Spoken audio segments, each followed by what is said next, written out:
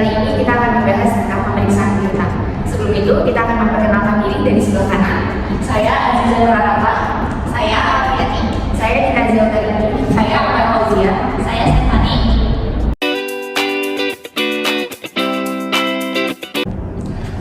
Nah, untuk materi yang pertama itu piutang usaha. Apa sih piutang usaha itu? Piutang usaha itu adalah sejumlah tagihan kepada pihak ketiga yang harus dibayarkan kepada perusahaan. Kenapa harus dibayarkan kepada perusahaan? Karena dia sudah membeli barang atau jasa yang digunakan tetapi belum dibayar dan akan ditagih pada saat jatuh temponya tiba. Selanjutnya jenis piutang ada dua, yaitu yang pertama piutang dagang atau trade receivable.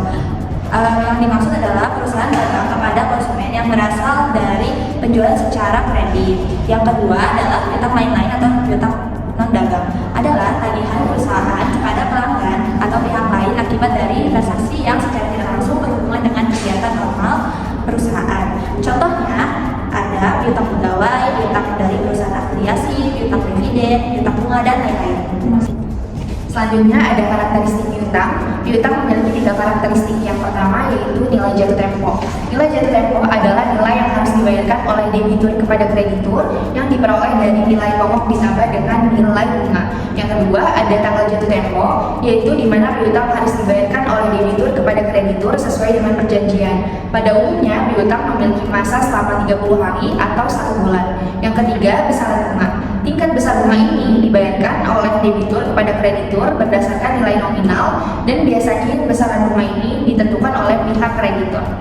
Selanjutnya yaitu pengelolaan piutang. Berikut ini cara agar bisa mengelola piutang dengan efektif, yaitu yang pertama, melakukan pengendalian piutang dengan cara menetapkan aturan terkait perusahaan yang boleh berutang, nilai suku buku, masa jatuh tempo, sistem angsuran, dan mempersingkat jatuh tempo untuk menghindari gagal bayar.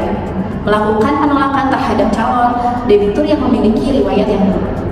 Lalu selanjutnya, yang kedua yaitu memberlakukan surat perjanjian piutang yang berisikan peraturan, sanksi, dan semua hal yang menyangkut perjanjian kedua belah pihak untuk menghindari adanya pilot atau kemungkinan buruk. Yang ketiga yaitu melakukan pembukuan secara rutin agar dapat melihat proses perputaran piutang. Yang keempat yaitu membuat daftar khusus piutang atau kartu piutang. Di dalam kartu tersebut berisi tentang nama debitur, barang atau jasa yang dibeli, dan juga masa jatuh tempo. Yang kelima yaitu menganalisa perputaran piutang yang dapat membantu untuk menerapkan kebijakan yang lebih baik. Jika perolehan piutang cenderung lebih lama dari batas waktu yang ditentukan, maka harus membuat kebijakan yang baru. Yang terakhir yaitu menagih piutang secara efektif melalui pesan, telepon, atau WhatsApp pada saat jatuh tempo sudah dekat. Nah, tadi udah dijelasin nih tentang pengertian piutang, jenis-jenis piutang, karakteristik piutang, dan pengelolaan piutang. Selanjutnya ada materi tentang prosedur pemeriksaan piutang. Apa sih prosedur pemeriksaan piutang itu dan apa manfaatnya? Untuk info lebih jelasnya, mari saksikan dalam berikut ini.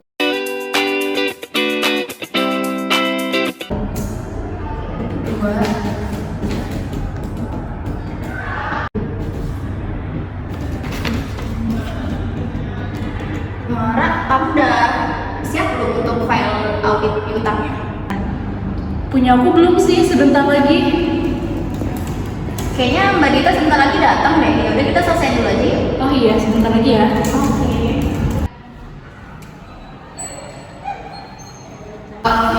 Gimana persiapan buat auditin piutangnya udah selesai? Udah, sebentar lagi ya Mbak. Oke, soalnya kalau dari surat pemberitahuan auditornya bakal datang hari ini, jadi kalau bisa filenya disiapin lebih cepat ya. Oke, terima kasih.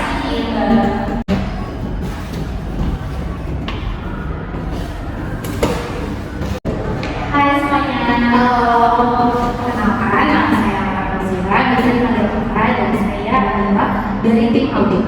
Boleh kenalan dulu sebelumnya, Mbak ini siapa? Aku Alfi. Aku ada, aku Dita. Ya semuanya, di sini kita akan mulai dari pemeriksaan piutang dengan menggunakan metode ICQ ya. Dan berdasarkan pertanyaan dari ICQ ini, kita bisa menjawabnya atau tidak saja dari pertanyaannya ya. Oke. Mbak Dita, kita selalu pimpinan dari tim audit, maka tim audit akan menanyakan beberapa pertanyaan ini berdasarkan internal kontrol fisika. Yang pertama yaitu tentang internal pemberian. Pertanyaannya, adanya kebijakan perusahaan atas pinjaman kredit. Yang kedua, adanya prosedur pelaksanaan pemanggilan piutang. Yang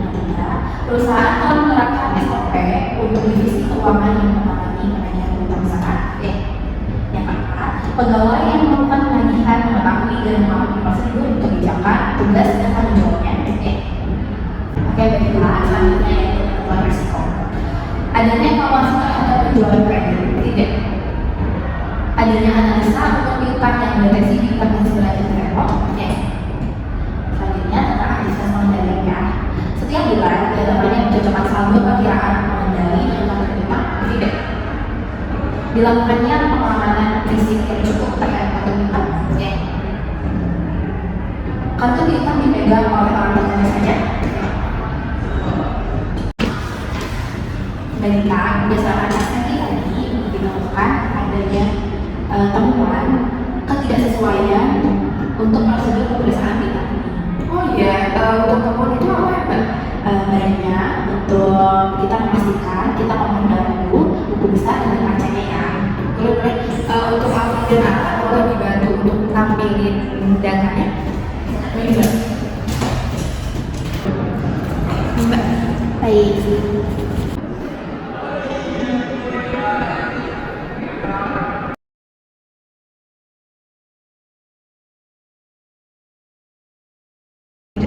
Ya, Barita, setelah saya review, ternyata saya temukan adanya perbedaan antara neraca dan buku besar piutang untuk si PT Majindo Cantik ini. Dan setelah saya telusuri kembali, ternyata adanya transaksi yang belum dicatat dari invoice penjualan terhadap buku besar piutang tersebut. Yang harus dilakukan yaitu kita harus segera mengkonfirmasi ke PT Majindo Cantik apakah benar adanya transaksi penjualan di tanggal 20 April 2024.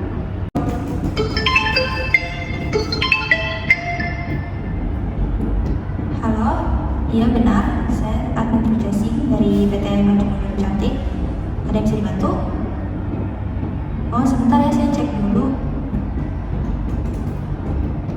Iya benar, ada transaksi pembelian pada tanggal 20 April 2024 senilai 10 juta.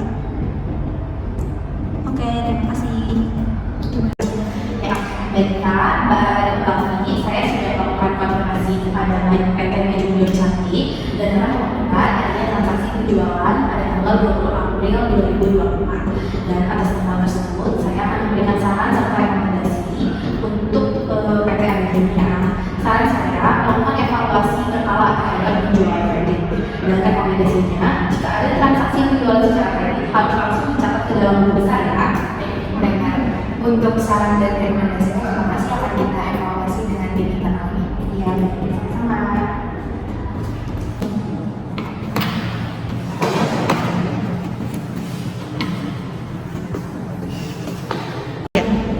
Oke, Atta, Alfi buat kedepannya mungkin kita memang harus melakukan pencatatan dan evaluasi secara berkala dan menerapkan saran dan rekomendasi yang telah diberikan dari Mbak Mira tadi. Oh iya, Mbak, apa ya? Nah, video drama tadi adalah gambaran dari prosedur pemeriksaan piutang.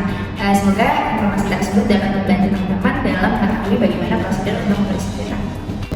Sekian dari kelompok